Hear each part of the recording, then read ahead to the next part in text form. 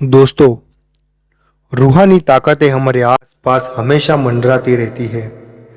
उनकी एक अलग ही दुनिया होती है जो वास्तविकता में तो दिखाई नहीं देती, लेकिन कुछ घटनाओं से महसूस जरूर होने लगती है। दरअसल एक पुरानी हवेली है जिसमें कई साल पहले राजा महाराजा रहा करते थे, लेकिन अब वह वीरान पड़ी है क्योंकि उन राजाओं के वारिस देश से बाहर जा चुके हैं। हवेली की हालत जर्जर हो चुकी है। अब उसे मरम्मत की जरूरत है। इसके लिए शासन के नोटिस के अनुसार संपत्ति के मालिक को सूचित किया जाता है। कुछ दिनों में पूर्व राजाओं के वारिस में से एक लड़की हवेली में अपने बच्चे के साथ दाखिल होती है, जो कि उस जमाने के राजा के नाती की लड़की थी। उसका नाम उर्मिला था। उसके पति की कार एक्सीडेंट में मौत हो चुकी होती है। अब वह विधवा हो चुकी है, लेकिन उसके पास उसका एक बेटा है जो 8 वर्ष का है और वह भी अपनी माँ के साथ हवेली आया है।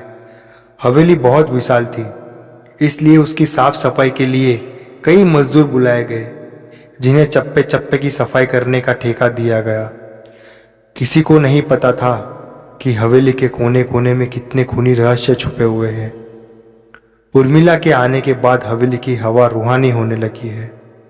ऐसा लग रहा था मानो कोई वर्षों से इंतजार कर रहा था इस हवेली के वारिस का। एक रात उर्मिला अपने कमरे में अपने बच्चे के साथ सो रही होती है। अचानक उसकी खिड़की से एक पक्षी टकरा कर मर जाता है। यह घटना अपने आप में असामान्य थी।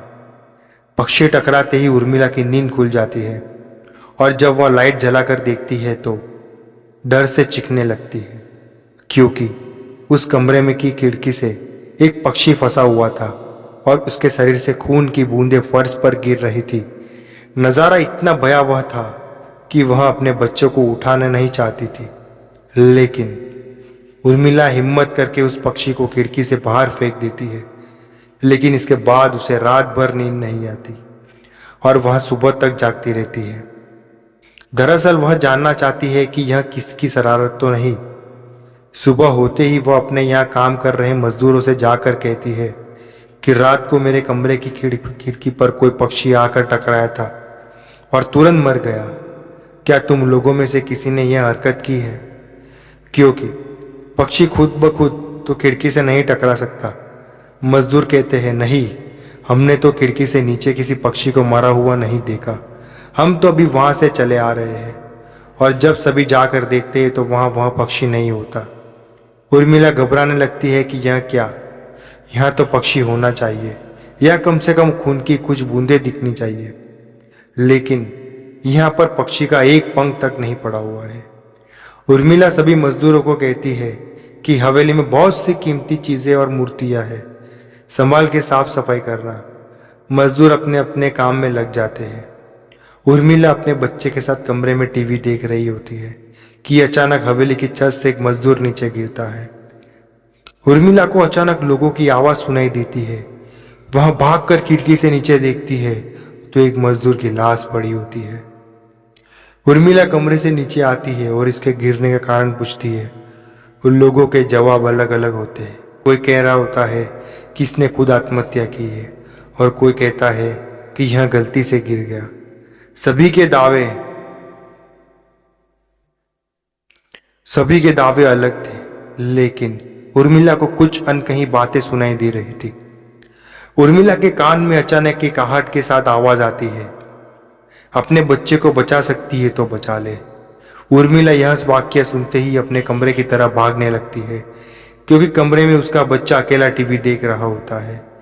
जैसे ही उर्मिला कमरे में पहुंचती है तो उसका बेटा खिड़की से कूदने वाला ही होता है कि उर्मिला उसका पैर पकड़ लेती है और वह खिड़की से लटक जाता है। उर्मिला पूरी ताकत से उसे ऊपर खींचती है, लेकिन बच्चा फिर भी कूदने की जिद कर रहा होता है। उर्मिला किसी कदर अपने बच्चे को काबू में करती है और कमरे के बाहर आ जाती है और वह मजदूरों से पूछती है, बताओ क्या है इस हवेली में, क्योंकि ये बच्चा तो ऐसा नहीं कर सकता और अभी यह सब जो हो रहा है कुछ अलग ही चल रहा है। तभी एक बुढ़ा मजदूर उर्मिला से कहता है, बेटी, ज्यादा जानना हो तो अपने पूर्वजों की कहानी पढ़ो, तभी तुम्हें इस हवेली का इतिहास पता चलेगा। इस हवेली की कहानी की किताब इसी गांव के सरपंच के घर में रखी होती है, जो कि बहुत साल पहले मर चुके थे, लेकिन अब भी उनके बेटों के पास वह किताब मौजूद थी। उर्मिला सरपंच के घर पहुंचती और किताब ले लेती है। किताब पढ़ते ही उसे पता चलता है कि इस हवेली में एक नौकर नौकरानी भी थे, जिनके बीच में बहुत प्यार था और वह कई सालों से हवेली की सेवा कर रहे थे। लेकिन एक बार रानी के शाही गहने चोरी हो गए और उसकी शंका में राजा ने नौकरानी को चोरी की सजा दी और उसे जिंदा दफना दिया गया। उसके गम में उसके पति ने भी अपनी जान दे दी और उसके 1 महीने बाद ही उस राजा ने अपनी ही तलवार अपने गले में घुसेड़कर आत्महत्या कर ली। उसके बाद छोटे मोटे हादसे हवेली में होने लगे, जिस वजह से यह हवेली हमेशा के लिए बंद कर दी गई। कई सालों के बाद वहां कोई आया है, जिससे वहां रहने वाली आत्माओं को मौका मिल गया फिर से बदला लेने का। उर्मिला हवेली का रहस्य जानकर यहां से जाना चाहती है, क्योंकि उसे अपने बच्चे की चिंता है। इसलिए वह रात में ही कार लेकर एयरपोर्ट के लिए निकल जाती है। अचानक रास्ते में उनकी कार का एक्सीडेंट हो जाता है और कार पलटकर उल्टा हो जाती है, लेकिन दोनों को कोई नुकसान नहीं होता। उर्मिला अपने बच्चे को बाहर निकाल लेती है और सुनसान सड़क पर भागने लगती है। रास्ते में उसे एक कार आते दिखाई देती है और कार रोकने के लिए उर्मिला सड़क के बीच में खड़ी हो जाती है और अपनी मदद के लिए चिल्लाने लगती है। तभी अचानक कार वाला आकर कार का ब्रेक लगा देता है। उर्मिला पास जाकर देखती है तो उसकी हिम्मत बढ़ जाती है, क्योंकि यह एक पुलिस ऑफिसर था। उर्मिला हड़बड़ाहट में उसे अपनी बात कहती है और रोने लगती है। पुलिस ऑफिसर उन्हें अपनी गाड़ी में बैठने को कहते हैं और रोड में जाने लगते हैं। रास्ते में एक बुढ़ा सड़क पर जा रहा होता है और इनका कार का सामना एक बुढ़े से होता है, जो रोड पर गिर जाता है। पुलिस ऑफिसर गाड़ी से उतरकर उस व्यक्ति को देखते ही बुढ़ा व्यक्ति बेहोश हो जाता है। पुलिस ऑफिसर उसे गोद में उठाकर अपनी गाड़ी में पीछे बैठा देता है और अस्पताल के लिए चलने लगते हैं। अचानक उस बुढ़े व्यक्ति का हाथ पीछे से पुलिस ऑफिसर की गर्दन तक पहुंच जाता है। पुलिस ऑफिसर छटपटाने लगते हैं और अचानक गाड़ी का ब्रेक लगा देते हैं। गाड़ी की स्पीड कम होने की वजह से कार वहीं खड़ी हो जाती है और ऑफिसर अपनी गन निकालकर बुढ़े की तरफ निशाना लगाकर गोली चला देता है। बुढ़े के सर में गोली लगने से भी उसकी जान नहीं जाती। महिला और पुलिस ऑफिसर दोनों समझ चुके थे कि यह कोई भूत है या कोई आत्मा है। भूत को देखते उर्मिला अपने बच्चों को लेकर बाहर निकल जाती है और इसी बीच पुलिस ऑफिसर भूत की पकड़ से अपने आप को छुड़ाने में कामयाब हो जाता है। पुलिस ऑफिसर के बाहर निकलते ही तीनों बाहर रोड से भागने लगते हैं और कुछ देर बाद भागते हुए उन्हें सड़क के किनारे जगमगाती लाइट्स दिख रही होती है। पुलिस ऑफिसर उर्मिला से कहते हैं कि मैडम, ये एयरपोर्ट है, जल्दी चलिए। उर्मिला अपने बच्चों को लेकर एयरपोर्ट के अंदर पहुंच जाती है। एयरपोर्ट पहुंचते ही उर्मिला की जान में जान आ जाती है, क्योंकि पुलिस ऑफिसर की बहादुरी की वजह से उसके बच्चे की जान बच गई। लेकिन हवेली में भूतिया ताकतों का आधिपत्य अभी तक बना है और इसी के साथ खूंखार भूतिया कहानी यहाँ खत्म हो जाती है।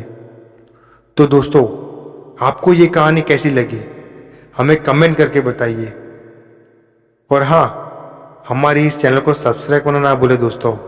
और हाँ, वीडियो को लाइक ज़रूर करें ताकि हम ऐसे ही न्यू कहानी के साथ आपके साथ मिले। तो हम मिलते हैं नेक्स्ट वीडियो में। जय हिंद, वंदे मातरम।